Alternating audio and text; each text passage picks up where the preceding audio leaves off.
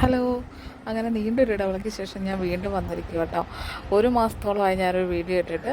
ഇതെന്ന് പറഞ്ഞു കഴിഞ്ഞാൽ ഞായറാഴ്ച ഞങ്ങളിങ്ങനെ ഇരുന്ന് കഴിഞ്ഞപ്പോഴത്തേക്കും വൈകുന്നേരം മഴയൊക്കെയാണല്ലോ, സ്വാഭാവികമായിട്ട് എല്ലാവർക്കും വൈകുന്നേര സമയങ്ങളിൽ എന്തെങ്കിലും ഉണ്ടാക്കി കഴിക്കാനൊരു ത്വര വരുമല്ലോ. അതിൻ്റെ പരിണിതഫലമായിട്ടുണ്ടായ ഒരു സാധനമാണിത്. അതിനെ തുടർന്നുള്ള വീഡിയോ ആട്ടോ ഇത്. ഞങ്ങളിങ്ങനെ യൂട്യൂബിൽ ഇങ്ങനെ സ്ക്രോൾ ചെയ്ത് പോകുക എന്തുണ്ടാക്കാം നമുക്കെന്നുള്ള രീതിയിൽ. അപ്പോൾ അങ്ങനെ നോക്കുമ്പോഴാണ് പൊറോട്ട ഉണ്ടാക്കുന്ന വീഡിയോ കണ്ടത്.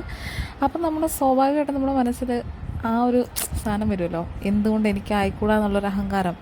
ആ ഒരു അഹങ്കാരമാണ് ഈ വീഡിയോയ്ക്കകത്തുനിന്ന് കാണാനുള്ളത്.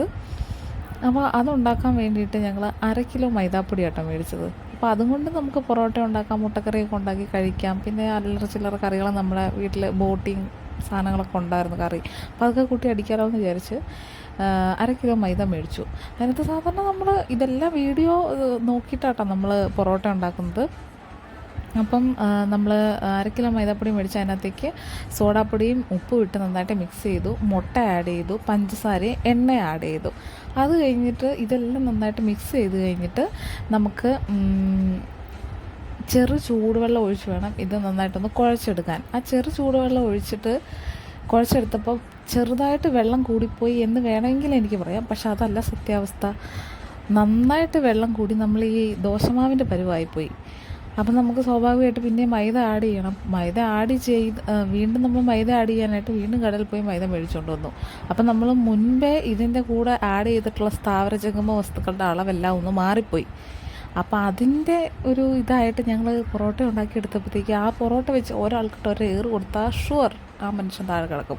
അത്രയ്ക്ക് അടിപൊളി പൊറോട്ടയായിരുന്നു. പക്ഷെ എല്ലാവരുടെയും ഒരു പരിശ്രമം ഇതിനകത്തുണ്ടായിരുന്നുകൊണ്ട് സാധനം ഒന്നും വേസ്റ്റ് ആക്കിയിട്ടുണ്ടായിരുന്നില്ല. പിറ്റേ ദിവസം വൈകുന്നേരം വരെ ലാവിഷായിട്ട് കഴിക്കാനുള്ള സാധനം ഉണ്ടായിരുന്നു കേട്ടോ. അത് പിന്നെയും നമ്മൾ മൈദ വാങ്ങി അങ്ങനെ 1.5 കിലോ പൊടിയുടെ മൈദ വെച്ച് നമ്മൾ പൊറോട്ട ഉണ്ടാക്കി. ഇത് വീശി അടിക്കാനൊന്നും അറിയത്തില്ല. അത് ആ വീഡിയോയ്ക്കകത്തും അങ്ങനെ ഇല്ല. കാരണം നമുക്കിത് വീശി അടിക്കേണ്ടാത്തത് കൊണ്ടാണ് ഈ ഒരു കാര്യത്തിന് നമ്മൾ മുന്നോട്ട് ഇറങ്ങിയത്. ഇത് ഞാൻ തറ തുടച്ചുകൊണ്ടിരിക്കുവല്ല കേട്ടോ. ഇത് പരത്താനുള്ള ആ ഫ്ലോർ ഒന്ന് സെറ്റാക്കി എടുക്കുക. ഇതിങ്ങനെയൊക്കെ ആക്കി സംഭവം മാവ് നല്ല സോഫ്റ്റൊക്കെ ആയിരുന്നു. അപ്പോൾ എൻ്റെ വിചാരം എന്താ, നല്ല അടിപൊളിയായിട്ട് പൊറോട്ട വരും, നല്ല സോഫ്റ്റായിരിക്കും എന്നൊക്കെ വിചാരിച്ച് ഞങ്ങളിരുന്നു. ഇതിങ്ങനെ പീസ് ചെയ്ത് കഴിഞ്ഞ് ഇതിങ്ങനെ ബോളാക്കണം. ഇതൊക്കെ എന്ന് പറഞ്ഞൊരു സ്കില്ലാണല്ലോ അവരുടെ. പക്ഷെ ആ സ്കില്ല് നമുക്കെന്ന് വെച്ച് കഴിഞ്ഞാൽ ഞങ്ങൾക്ക് ഇല്ലാത്തതിൻ്റെ ഒരു കുറവ് ആ പൊറോട്ടയിലെ പാളിച്ച നമുക്ക് കാണാം. ഇതിങ്ങനെയൊക്കെ ബോളാക്കി എടുത്തു. അതിൻ്റെ ഇടയിൽ നമ്മുടെ മാവയാണെങ്കിൽ അതിൻ്റെ ഇടയിൽ നിന്ന് മാവ് വലിച്ചുകൊണ്ട് പോകുന്നു. അവളുടേതായ രീതിയിൽ പൊറോട്ട ഉണ്ടാക്കുന്നു. ഇതിങ്ങനെയൊക്കെ ബോളാക്കി എടുത്തിട്ട് അതിൻ്റെ മണ്ടയിൽ നനഞ്ഞ തുണിയൊക്കെ ഇടണം കേട്ടോ. സംഭവങ്ങളെല്ലാം കറക്റ്റാണ് ചെയ്തത്. പക്ഷേ റിസൾട്ട് അട്ടർ ഫ്ലോപ്പായിരുന്നു എന്നുള്ളൂ. വേറെ പ്രശ്നമൊന്നും ഉണ്ടായിരുന്നില്ല. പിന്നെ നമ്മൾ വീട്ടിൽ നമുക്ക് കഴിക്കാൻ വേണ്ടിയിട്ടല്ലേ ഇതിങ്ങനെ ഉണ്ടാക്കി വെക്കണം എന്നൊക്കെ നമ്മൾ വീഡിയോയിൽ കണ്ടിട്ടാട്ടോ നമ്മളിങ്ങനെയൊക്കെ ചെയ്യുന്നത്. അങ്ങനെ എന്നാണെങ്കിലും സംഭവം ഉണ്ടാക്കി കഴിച്ചു, മുട്ടക്കറിയും കൂട്ടി കഴിച്ചു.